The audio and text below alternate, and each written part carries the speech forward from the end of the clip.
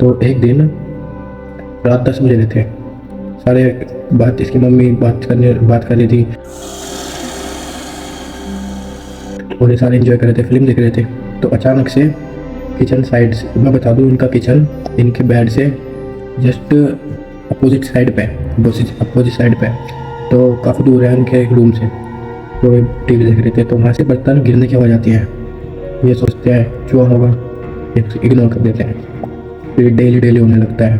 अगले दिन फिर बर्तन गिरते हैं। फिर ये सोचते हैं, फिर ये चूहा पकड़ने के लिए चौंधाने लगाते हैं। 2 दिन हो जाते हैं, 4 दिन हो जाते हैं, उसमें एक भी चूहा नहीं आता। तो ये देखता है कि चूहा तो नहीं है, ऐसे तो नहीं सकता कि चूहा होता तो आता या कुछ हिंट देता, जैसे कि रोटी खा लेता हूँ, कुछ कर लेता, लेकिन कुछ नहीं होता।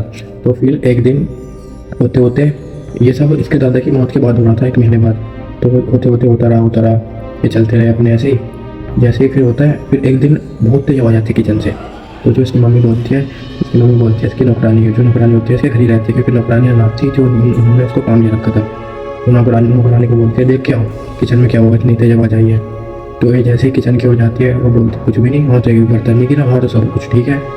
फिर जैसे होता है, वे आवाज़ धीरे धीरे हर रात आने लगी। एक रात मुझे साफ याद है, जब मैं सो गया था, मेरे कमरे की लाइट बंद थी और मेरे कमरे में ना कोई आता था ना कोई जाता था, क्योंकि मेरी मम्मी लेट सोती थी, लेट उठती थी, और मैं भी लेट सोता था, और काम वाली हमारे घर में कमरे में नहीं आती थी।